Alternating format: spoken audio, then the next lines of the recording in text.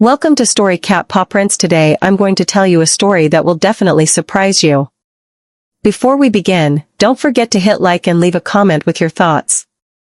I had heard that my appearance was ugly, and so Lu Huayan broke off our engagement overnight, turning instead to ask for the hand of my beautiful stepsister. Helpless, I could only marry his elder brother, a man rumored to be cold, detached, and unable to perform his duties as a husband. An ugly woman and a sickly man, what a perfect match. Overnight, we became the laughingstock of the capital. Yet once I entered the Lu household, when my former fiancé bowed respectfully to serve me tea, he could not help but stare, his eyes fixed upon me. His elder brother merely curved his lips in a faint smile. "Huayan," he said, "come, greet your sister-in-law properly." Ever since the exchange of betrothal documents, Lu Huayan and my stepsister, Yu Xiaoyue, were considered as good as engaged. Lu Huayan adored his cousin sister and sent over bride gifts in a grand procession, 28 chests in all, nearly filling her entire Wutong pavilion. Over there, servant women and maids bustled about, all wearing bright, happy smiles. My courtyard, in contrast, was silent and deserted. There wasn't even a single maid to sweep the floor. "Eldest young miss," sneered a nursemaid from my stepmother's side, "this all comes down to you not having the ability to capture second young master Lu's heart." Unlike our second young miss, she merely showed her face before him, and he rushed over, begging to marry her. 28 chests of bride gifts. Tell me, which other great household would bleed themselves dry like this to wed a bride? Nowhere else in the capital, I dare say. She had come, she claimed, to deliver good news, but in truth, it was nothing more than mockery. After all, Lu Huayan had originally been promised to me by my mother. My mother had once been a noble daughter from a powerful family, but for love, she married my father when he was nothing more than a poor, struggling scholar. She never once complained about the bitter, frugal days that followed. She supported him quietly, teaching his children, serving his parents, stitching by candlelight to supplement the household income. But when father suddenly rose in the court and was appointed a third-rank official in the Hanlin Academy, he grew weary of mother's rigid propriety. He brought in his childhood sweetheart, Madame Zhang, from the countryside. Zhang was clever, always playing the pitiful, submissive concubine to earn father's favor, and soon became his dearest. My mother, raised since childhood to be modest and restrained, could never compete with Zhang's fox-like charm. Inevitably, she fell from favor. Resentful at being cast aside, she soon sickened with grief, bedridden with lingering illness. Parents, when they love their children, will always plan far ahead for them. Nearing death, mother spent all her strength thinking for my future. She humbled herself to invite her closest girlhood friend, Lady Lin, the matron of the Lu family. Lady Lin wept upon seeing her friend wasted to skin and bones. "You have always been dutiful and gentle, never once breaking the rules except for the mistake of marrying this man. I never thought you'd suffer so." Mother forced a bitter smile. "My good sister, my life is already over. But Yunar is still young. Once I'm gone, this Yu household will be nothing less than a den of wolves for her." Lady Lin, shrewd as she was, instantly understood. She agreed without hesitation. "Be at peace. Yunar will surely be my daughter-in-law. No one will steal her rightful place. That rightful place, however, would never truly belong to me." Lady Lin, formidable and capable all her life, eventually worked herself into an early grave. Within 5 years, she too had passed away. Fortunately, Lu Shufu, the Lu patriarch, remembered her words and refused to annul my engagement with Lu Huayan. But Lu Huayan himself was unwilling. After my mother's death, father officially elevated Zhang to the position of wife, and her daughter, Yu Xiaoyue, became the legitimate young lady of the household. To marry her off well, Zhang spared no effort. She nurtured Xiaoyue's beauty, and even taught her all the subtle arts of pleasing men. Whenever noble families held banquets, she would drag Xiaoyue along to display her like a jewel. Over time, her beauty and reputation spread throughout the capital. And I, hidden away in the back courtyard, forgotten by all, became the subject of slander, said to be ugly, jealous, unworthy. Suitors for Xiaoyue came in droves. But either their families objected to her low-born mother, or their ranks were too humble and Zhang dismissed them. In the end, the most suitable choice was none other than my own fiancé, Lu Huayan.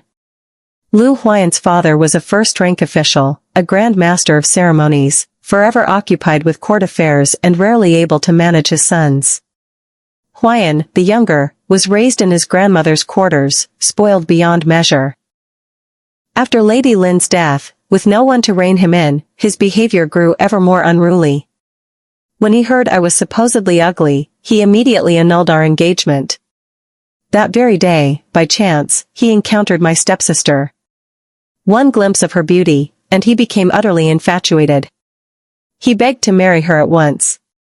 When his father returned from court and learned of this, he smashed a teacup over Huayan's head, leaving him bloodied. To covet your betrothed sister, how are you any better than a beast? But Huayan, clutching his wound, argued, how is Yu Xiaoyun my wife? She and I are unmarried. It was only a contract on paper, nothing more.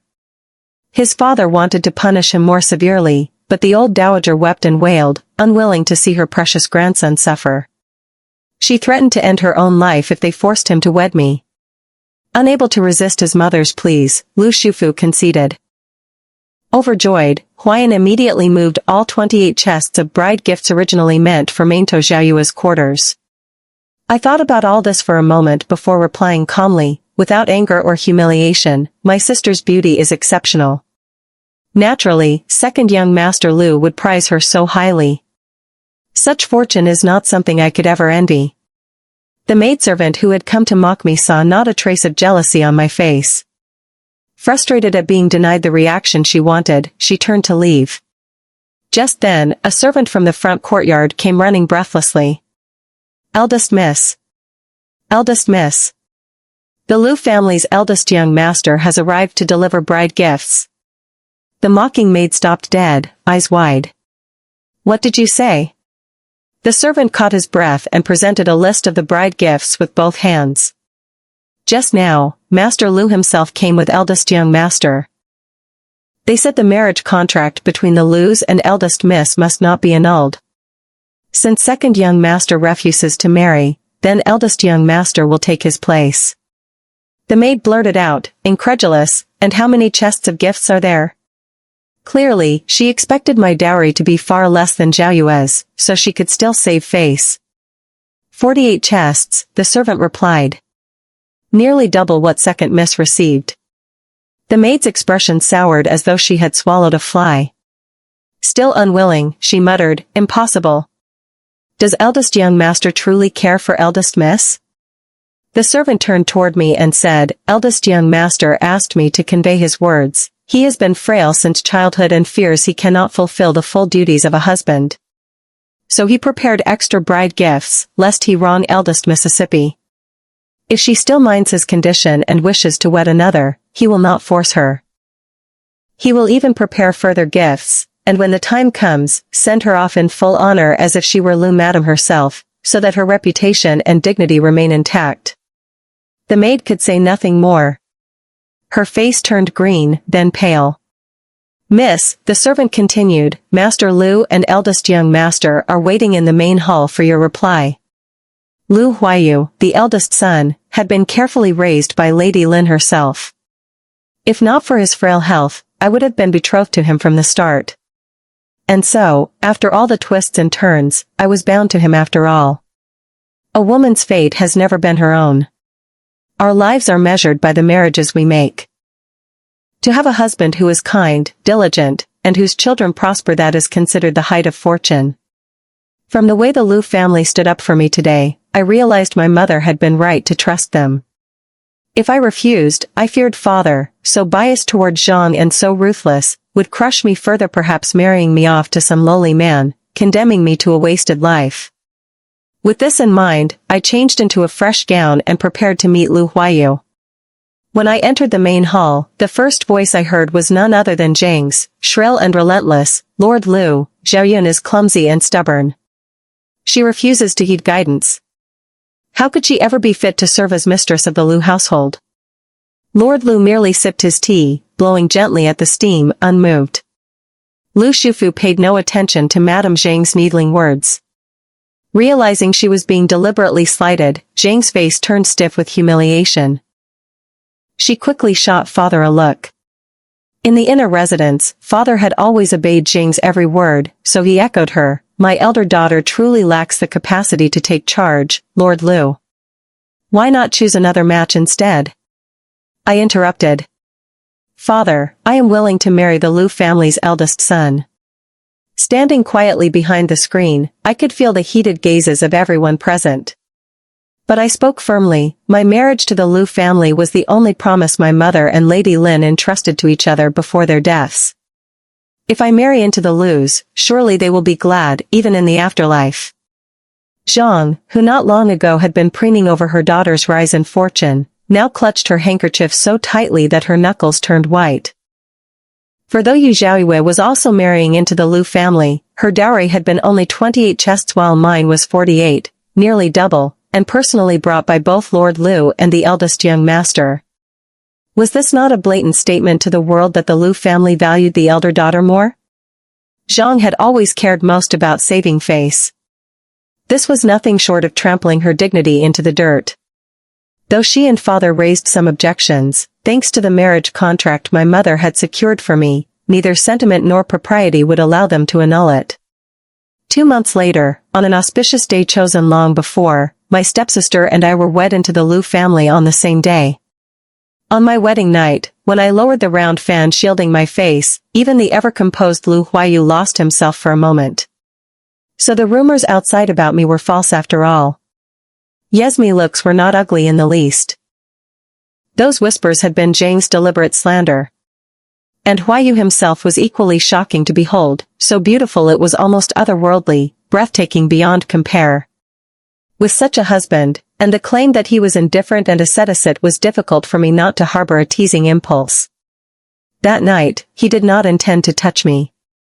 He merely tucked the quilt around me and gently reminded me to rest early, for in the morning the new bride must rise to serve tea to the dowager.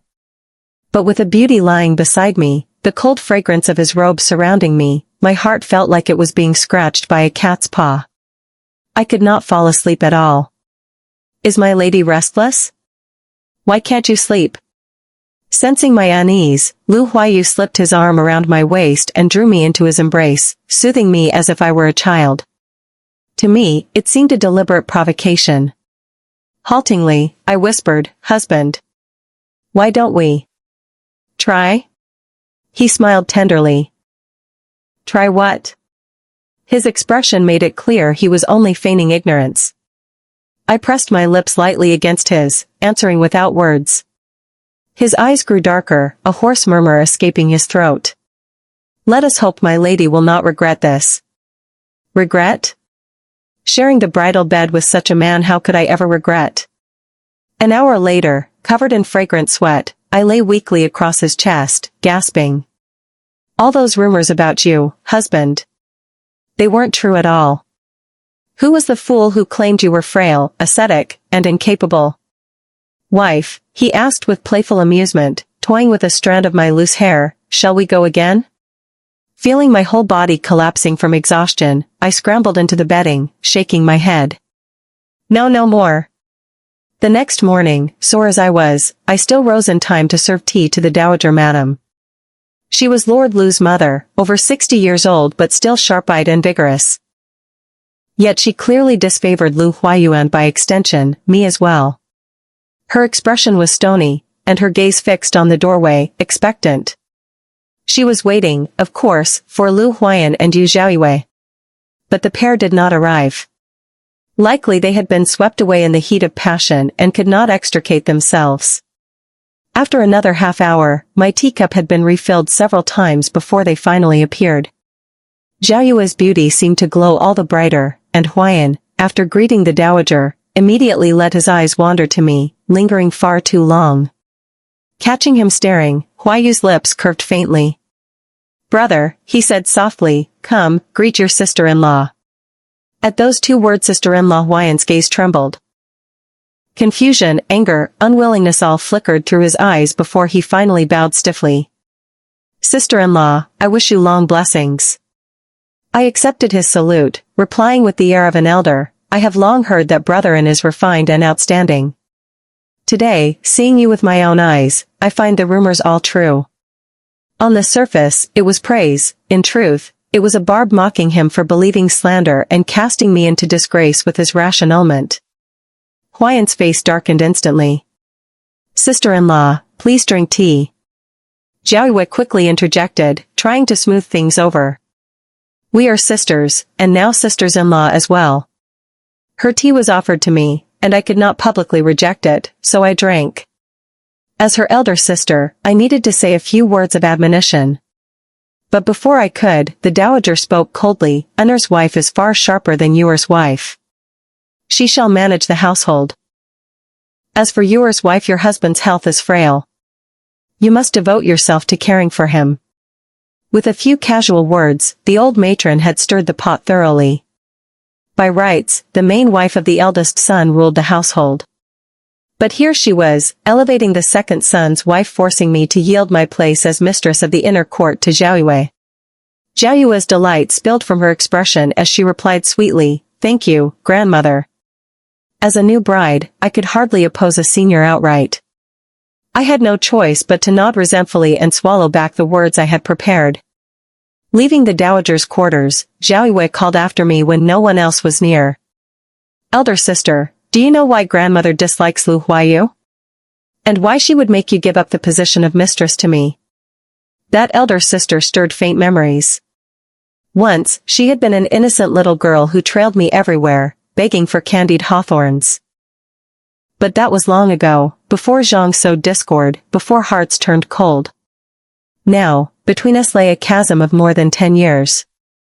"Then tell me, little sister." Her voice lilted with joy. "Because Lu Huayu is not truly of the Lu bloodline.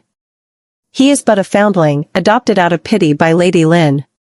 Since he is not a true Lu, naturally he cannot be master of the house.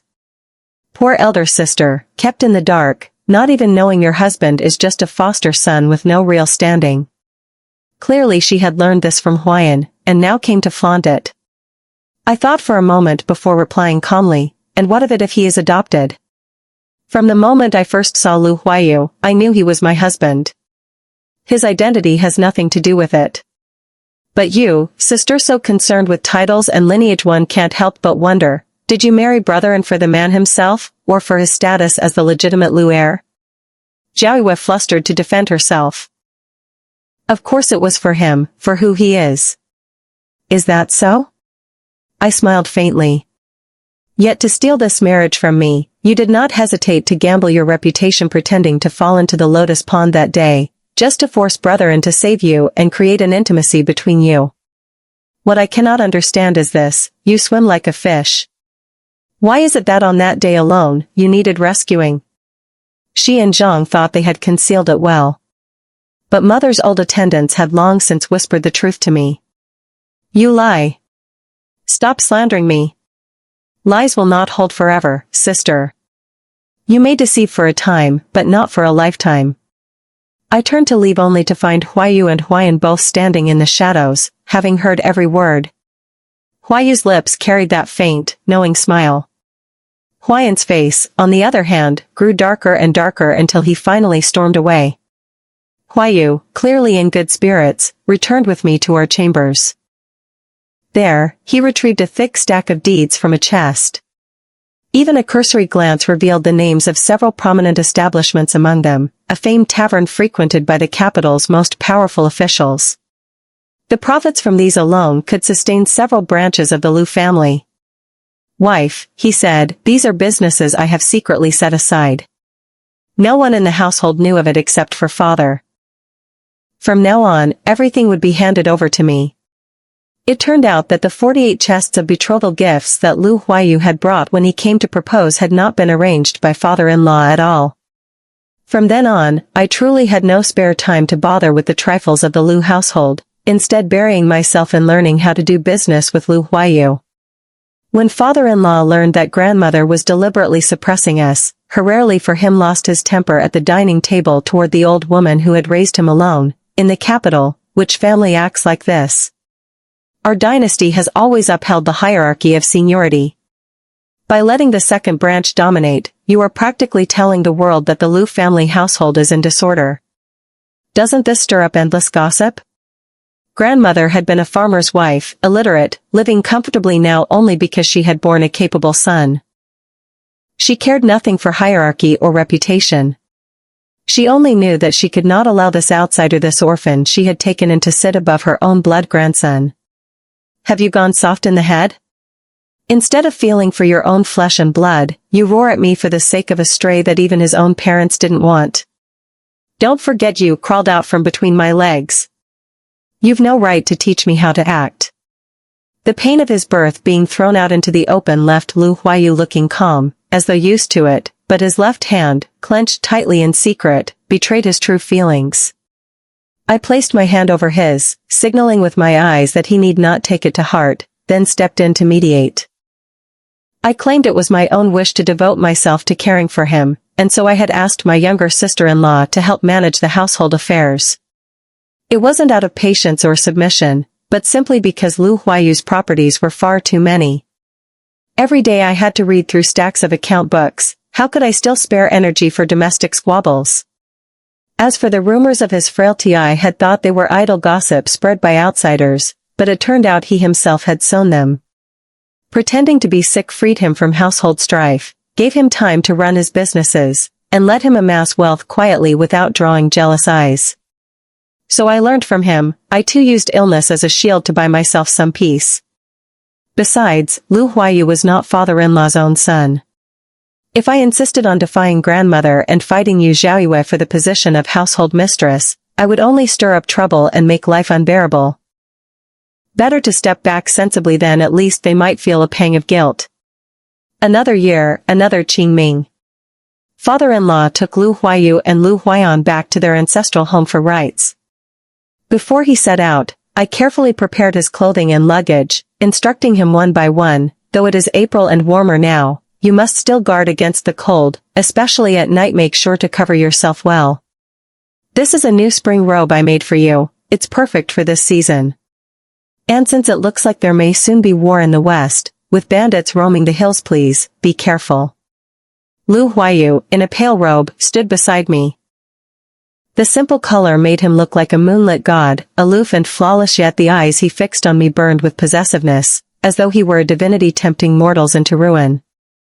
I tried to avoid his gaze, to play deaf, but suddenly the world spun and he pinned me beneath him. Ah Yun, this trip will take at least 10 days. Is there nothing else you want to do before I go? His voice was husky. Something else? I thought a moment and answered seriously, yes. I should prepare a few more ointments for father-in-law.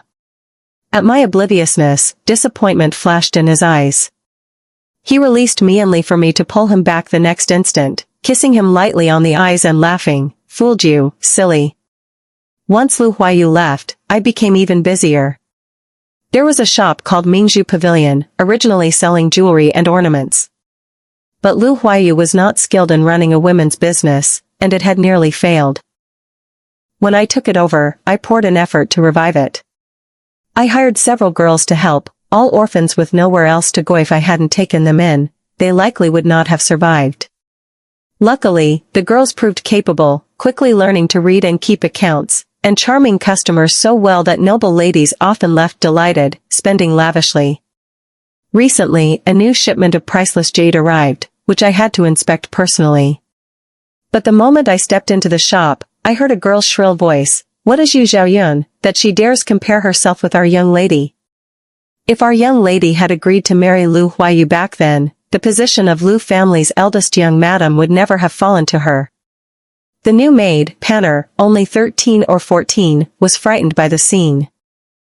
In tears, she ran to me, complaining, "Owner, those two, the lady and her maid, took the most expensive jade bangles in the shop without paying. They said this shop was their young lady's to begin with, so why should they spend money?"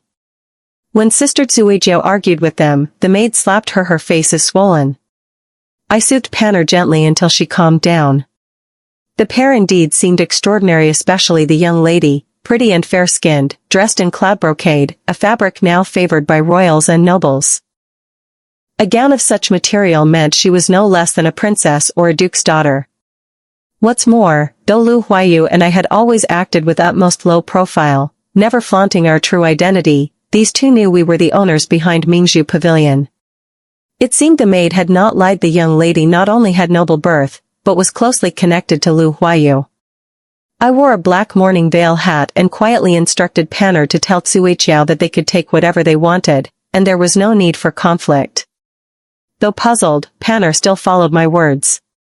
After returning to the residence, I sought out the old nurse who had attended Lu Huayu since childhood and subtly asked her whether Lu Huayu was acquainted with anyone from the imperial family.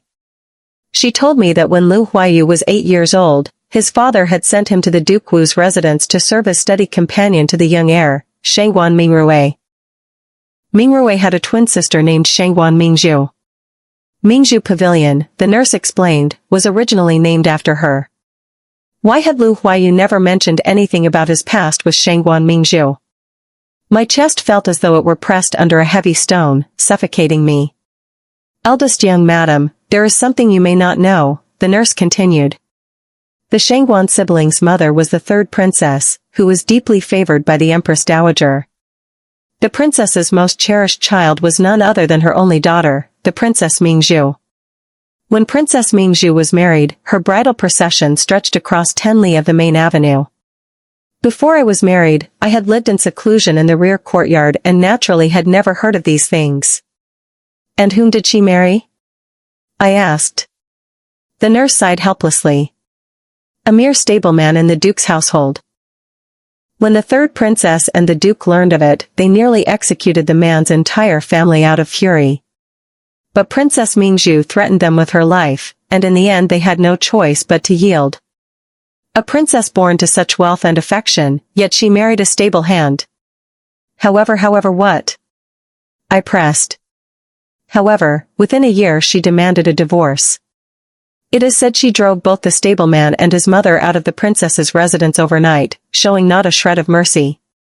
The next day, word came from the old madam's quarters that distinguished guests had arrived and that I was to accompany her in receiving them. Normally, whenever guests came, it was Yu Zhaoyue who entertained them. Why was I summoned this time? Though confused, I dressed properly and followed the instructions. Even before stepping inside, I could hear laughter from within. The atmosphere was lively. Suddenly, someone mocked, "Old madam, I heard Huayu's wife looks like a shrew." Is that true? The old madam, who always carried herself with lofty dignity, now lowered her tone in rare deference. Not so. To my eyes she is at least somewhat comely. But having come from a petty official's family, she cannot escape that vulgar air of common birth. She is far inferior to your highness's noble grace. So, the honored guest was none other than Princess Mingzhu. The old madam was adept at currying favor indeed. I had long grown accustomed to others' ridicule. Steadying my breath, I entered the hall with composure. Grandson's wife greets grandmother. At my self-introduction, Princess Mingzhu immediately realized who I was. Upon clearly seeing my face, her expression went through a series of complicated changes before settling into a resentful pretense of ignorance. So, you are Yu Zhaoyun? I inclined my head slightly, and my gaze caught sight of the jade bracelet taken from my shop resting on the old madam's desk. The old madam announced, "I summoned you today to discuss an important matter. This is Princess Mingzhu, only daughter of the third princess, niece of His Majesty, and a childhood companion of Huayu." Her tone toward me remained haughty and imperious, as if commanding rather than consulting. "You have been married over a year and still produced no heir. Since Huayu and Princess Mingzhu are fond of one another, I, as the matriarch, intend to fulfill their bond." So Princess Mingzhu, weary of her stableman husband, now wished to rekindle her past with Lu Huayu. I understood and curved my lips slightly. Grandmother means to let Princess Mingzhu enter the household as a concubine? At this, Mingzhu reacted as though she had been gravely insulted, snapping, "My father is Duke Wu, my mother the emperor's sister. To marry into your Lu household would already be the greatest of honors. How could I ever be made a concubine?" The old madam quickly sided with her. Indeed, the princess is of noble birth. Naturally, she must marry in as the principal wife, formally carried through the main gates in an 8-carriage procession. As for you, your mother's family is no more than third-rank officials, unworthy of Huayu. Still, our Lu family is not unreasonable. I shall see to it that Huayu grants you the title of honored concubine. So long as you serve both Huayu and the princess well, you may retain a place in this household. Lowering my eyes, I answered steadily yet without humility, though my family background is ordinary, I was wed through proper betrothal rites and ceremoniously welcomed as wife by my husband. I am no dog or cat to be traded away. Should grandmother seek to degrade the wife to a concubine to make room for the princess, such a scandal will not escape public censure, and the princess herself will suffer disgrace. You. Seeing that I was not so easily bullied, the old madam grew livid. Just then a servant came to whisper something in her ear, which only fanned her fury. She hurled a teacup at me without restraint. It struck my brow, splitting the skin and drawing blood. Even Princess Mingzhu was startled. "What has happened?" she asked. The servant explained everything. Second young master was seen at the tavern, often in the company of the keeper's daughter, Miss Hongxiao. Second madam, jealous of this, took servants to assault her while the second young master was away. But Miss Hongxiao is not one to suffer in silence. She has already filed a complaint at the magistrate's office. It is a scandal for the Lu family indeed. Why vent such wrath on me when it was Yu Zhaoyue who caused this? As if sensing my indignation, the servant added, "What's more, it is said Miss Hongxiao somewhat resembles eldest young madam herself. That is why second madam acted so rashly." Princess Mingzhu's eyes gleamed with mockery and satisfaction. Clutching her chest in anger, the old madam glared at me with venom. "I knew you were a jinx, a temptress. Since the day you entered this house, nothing but trouble has followed. Now you brought disgrace upon us and even dragged her into a lawsuit. When Huayu returns from Fuzhou, I shall see that he divorces you. You will never remain in this household." Princess Mingzhu offered soothingly, "Old madam, don't upset yourself. It's only a petty merchant's daughter. What storm could she possibly raise? I do have a way to cover up this matter, though." She signaled for me to be dismissed before conferring privately with the old madam. From then on, Mingzhu became ever closer to the old madam, dining with her every 2 days as if she were already mistress of the house. When Lu Huayu finally returned, they were taking tea together. Yu Zhaoyue and I stood to either side. Because of Mingzhu, the old madam for the first time looked upon Huayu with favor, fussing over him with false affection. His gaze first sought me, but was quickly drawn by a coquettish brother Huayu. He froze for a moment in astonishment at Mingzhu's presence. She, reveling in his reaction, blossomed with a radiant smile. "Dear grandson," the old madam said, "when you were young, you often cried to marry Princess Mingzhu. At 16, when you heard she was soon to be betrothed, you even begged your father to arrange the match." Lu Huayu did not rush to deny it. I stood in silence, as if a thorn lodged in my throat. Mingzhu may have once entrusted herself wrongly, but fortunately she awakened in time. Now she is alone once more. Knowing how fond you are of her, and how well I myself esteem her, I wish to reunite you two. Even Lu Huayan and Yu Zhaoyue, as bystanders, were taken aback. "Grandmother, I already have Ayun." Without hesitation, Lu Huayu's answer was firm. The light of expectation in Mingzhu's eyes instantly went dark, her smile fading into gloom. The old madam pressed, "Marrying Yu Zhaoyun was only your father's will, not your own. Now I support you. Your father cannot oppose it. If you fear the Yu family's discontent, I will handle it, leaving them powerless. All you need do is live well with the princess." The air tightened like a taut string. Everyone waited for his reply. "I only want Ayun." His voice was calm, but his gaze resolute. Princess Mingzhu fell silent, then rose in anger and departed. Huayu, too, left at once, taking me with him. At the threshold he said coldly, "I shall consult father. Ayun and I will move out and live separately. We will no longer trouble you, grandmother." We had barely taken a few steps when behind us came the old madam's resentful cry, "What is so good about this wretched woman? If only you marry the princess, she promises you and Huayan glorious rank and boundless wealth. Huayu ignored her. The old madam then resorted to her usual theatrics, crying, shouting, threatening to kill herself. If you won't think for yourself, then think for your brother. If you still refuse today, I'll dash myself against this wall and haunt you forever. Huayu halted. Husband. My thoughts were in turmoil, unsure how to resolve this. But when his eyes fell on my still unhealed wound, the sight seemed to cut him deeply, strengthening his resolve to leave. As we were about to cross the threshold, a loud bang resounded behind us, followed by Lu Huayan's frantic cry, "Grandmother!" The old madam had failed to kill herself but was left bedridden. Huayu never relented, however, and I went to apologize to my father-in-law. Because of the war in the West, he was already overwhelmed. Now, returning from court only to deal with endless family quarrels, he was utterly weary. Removing his official hat, he said with resignation, "It is not your fault. It is mine. Mine, for knowing my own mother is shallow and foolish, yet still allowing her to run unchecked, leading us here." By the flickering candlelight, he sat in silence, gazing at the portrait of concubine Lin upon the wall, his figure weighed down with loneliness. Soon after, Huayu and I chose a residence of our own and quickly moved away from the Lu household. That evening, after supper, we suddenly noticed the Lu estate ablaze with lights. Just as I was wondering what was going on, an old servant stumbled over in a panic, shouting, "Eldest young master, eldest young madam, something terrible has happened." Lu Huayu steadied him and asked, "What is it?"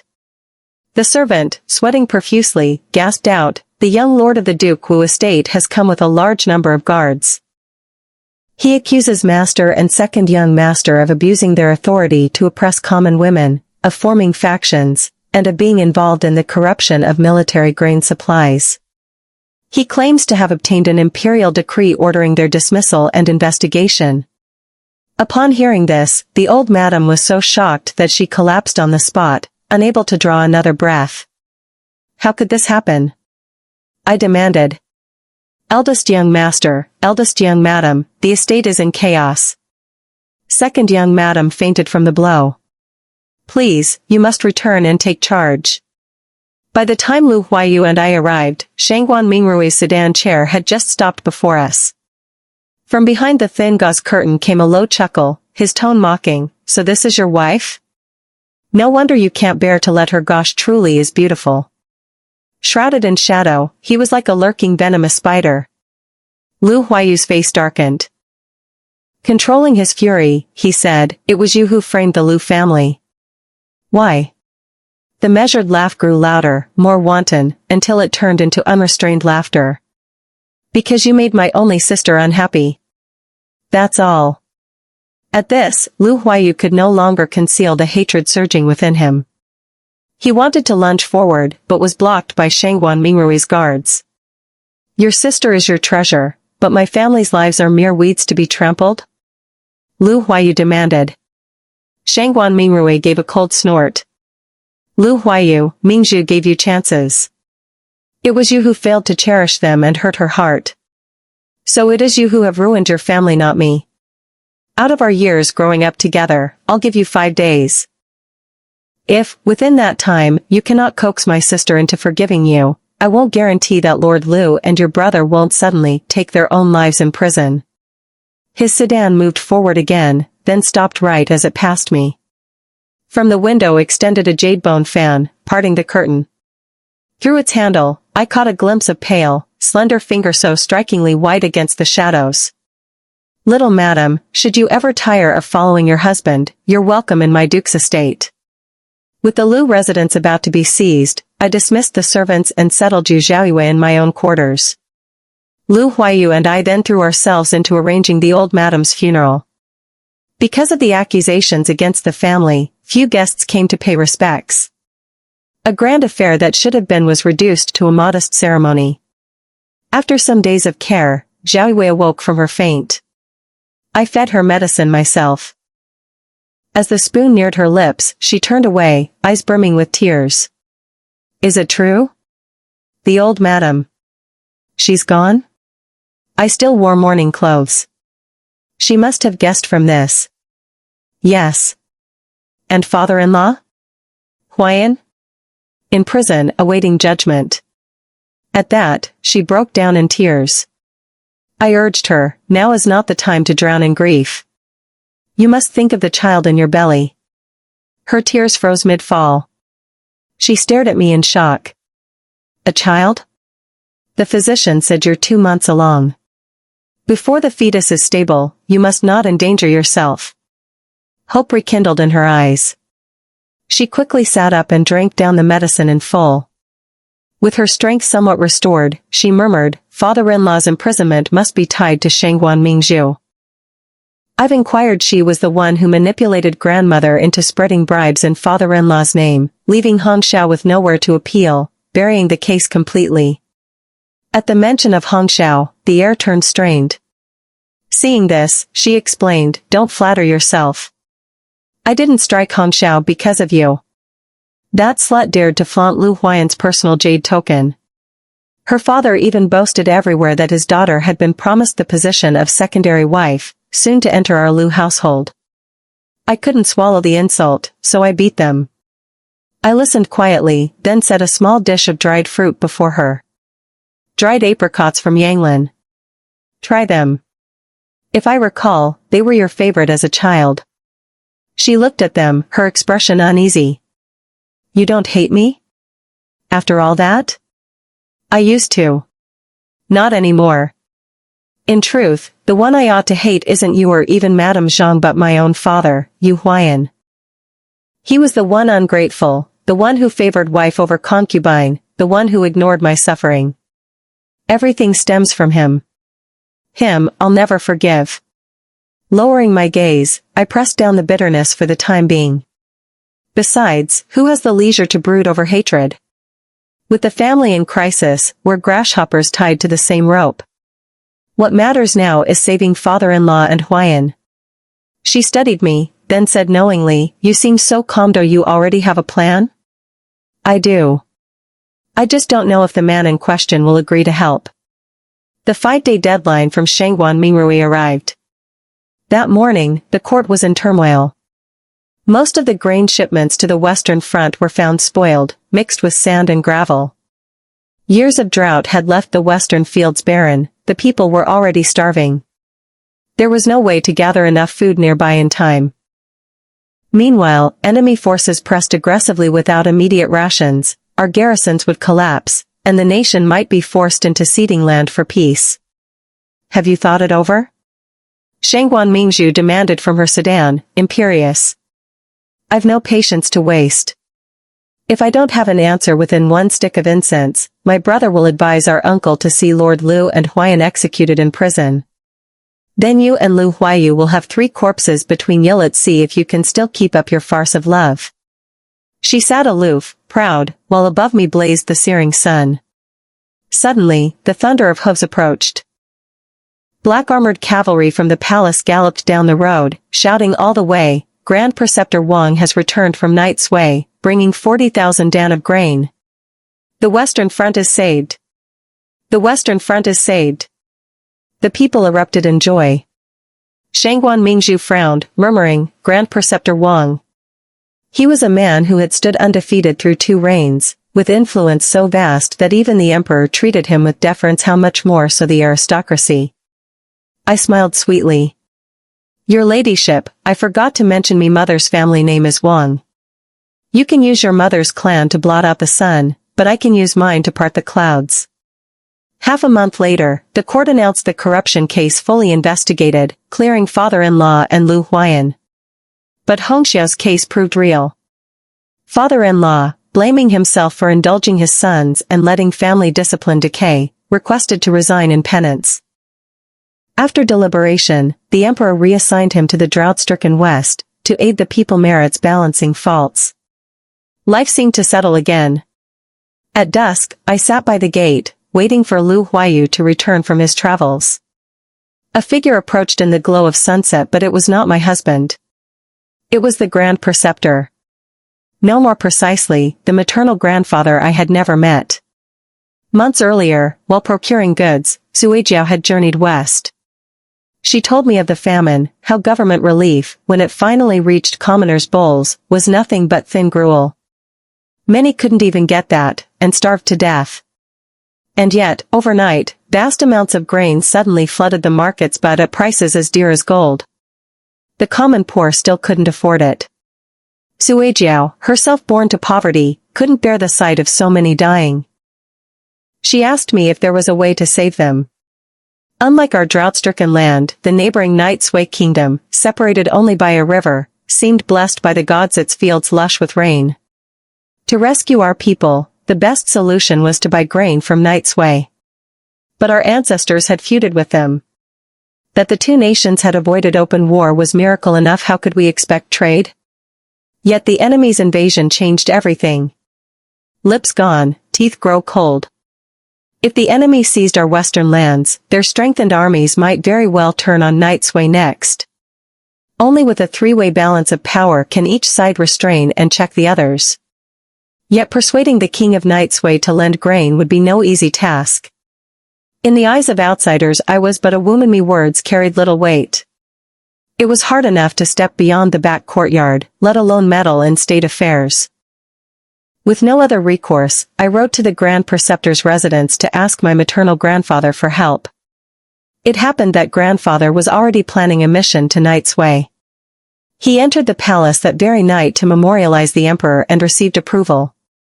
Before he set out, I had Lu Huayu escort him to Night Sui, bringing a selection of fine jade. I had inquired earlier and learned the Night Sui king was extremely fond of jade, so I chose only the best as added leverage for our persuasion. Huayu rode 3 horses to death, traveling through the night, and crossed into Night Sui at top speed. As expected, the king, keenly aware that when the lips are gone the teeth grow cold, quickly agreed to lend grain, rescuing our soldiers who were besieged after their rations ran out. After returning to court, grandfather secretly received an imperial edict charging him to investigate the corruption in the military grain case. Though I had never met grandfather in person, we had long corresponded. When he wrote that His Majesty also sensed deeper shadows behind the case, I sent him the evidence I had gathered. Following Suijiao's tip, I had privately investigated the sudden flood of grain on Western markets. The quantities matched perfectly with the missing military provisions. The profiteers selling the overpriced grain had close ties with a former subordinate of Shangguan Mingrui. What chilled the blood was that the enormous profits never entered the duke's household accounts, but flowed instead into the pockets of several high-ranking officials. Smuggling grain, bribing officials, forming factions. Shangguan Mingrui was the one who deserved to be damned. Knowing the matter was too vast to seal up entirely, he pushed father-in-law out as a scapegoat, both to control Lu Huayu and to divert the disaster elsewhere. A neat plan that killed 2 birds with 1 stone. Fortunately, I was not without support. Thanks to grandfather's help setting aside past grievance, Su had room to strike back. I rose to greet him with a smile. Granddaughter has not yet had the leisure to pay respects. How is it that you have come to see me first, grandfather? Silver had spread at his temples. This elder who had dominated 2 reigns was exactly as I'd imagined, solemn and austere, sparing with words, yet when he looked at me, there was a trace of pity in his eyes. You were born with a pair of eyes, he said, exactly like your mother's. I smiled guilelessly. Grandfather, my very bones and blood come from mother. The lineage is the same, how could I not resemble her? He was gratified. Your mother did not have a worthy husband, but she was blessed with a capable daughter. Truly the blood of our Wang family. I asked, will His Majesty really punish Shangguan Mingrui? His crimes surely go beyond this one case. But he is of the imperial clan. If the 3rd princess sheds a few tears before the Empress Dowager, won't it all be raised high and put down lightly, as if nothing happened? Grandfather's face was grave.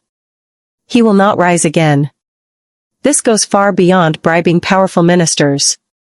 The army in this campaign was led by General Ning. He commands heavy forces and is upright, never willing to stand with Shangguan Mingrui. Mingrui has resented him for years and tried again and again to seize his military power.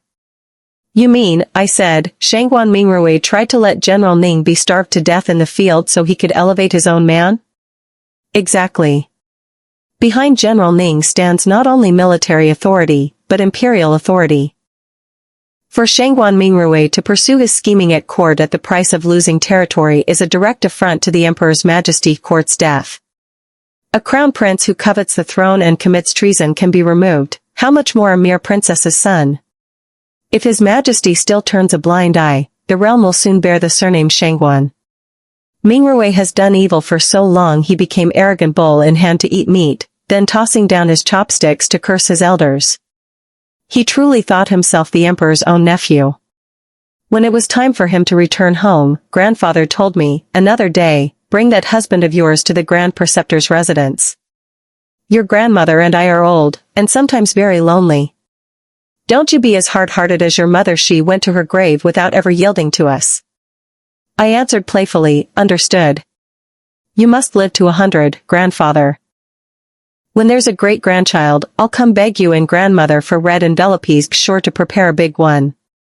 Lu Huyan had been jailed for some days. He'd grown thinner and perhaps a bit wiser.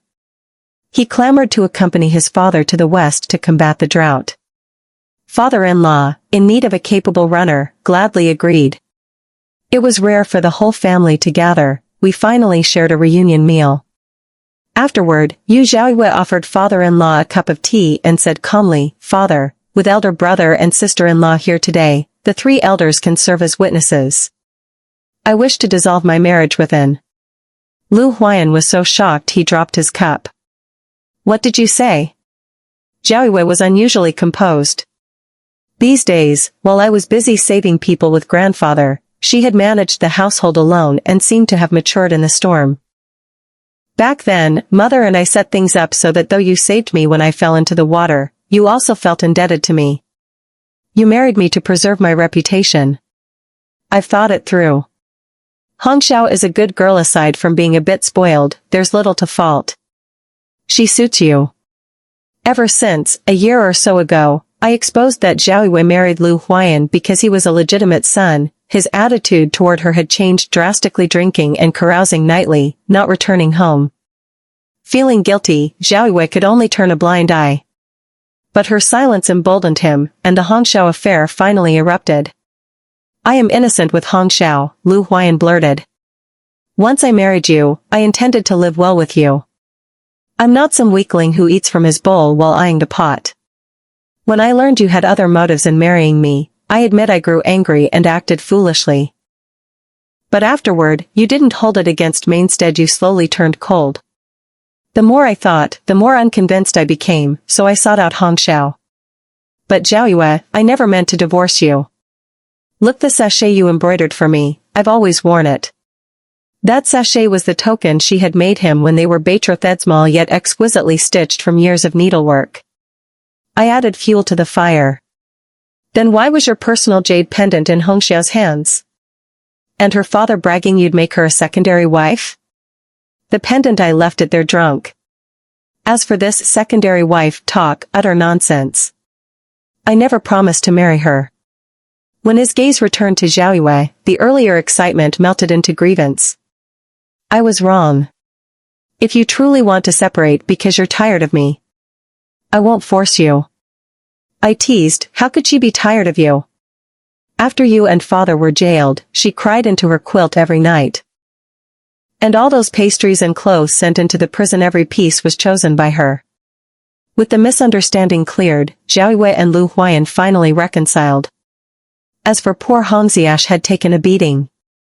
Perhaps feeling guilty, they went to apologize, paid 500 taels in compensation, and even found her a good husband. Only then was the matter laid to rest. When Lu Huyan learned he would be a father, he couldn't stop grinning and swore to make his name in the West and bring glory to the family. After father-in-law and Lu Huyan departed for the West, only the 3 of us remained to support one another. Zhaoyue's pregnancy was still early and her body nimble. Now that we were truly one family, Lu Huayu and I decided not to hide our wealth any longer. The pretense of ill health was also laid bare. So besides running the household, Zhaoyue sewed for me in her spare time. I had opened a ready-to-wear shop, and the noble ladies adored her embroidery, insisting on her pieces. Busy and delighted, she joked, if I ever leave Lu Huayan, I might just make my way in the capital on my own craft. Not entirely untrue. I took in more and more girls, mostly infants abandoned at birth, or poor souls forced into marriages by their fathers and brothers, and some who fled cruel in-laws to seek refuge with me. After Tsuijiao's training and placements, they could stand on their own. Even if they never relied on marriage, they could still live well. Now and then, out-of-town merchants would pass through and remark coldly, there are too many pitiful women in the world. You help this one, you can't help the next. I answered evenly, then I'll help one more. If anyone I've helped passes that kindness on to another, then my effort was not in vain. A few days later, as Huayu and I finished purchasing goods and passed the city gate, we encountered the fallen Shangguan Mingrui and Shangguan Mingzhu. The emperor had stripped them of rank and exiled them to a barren place. Their parents were implicated and expelled from the capital as well.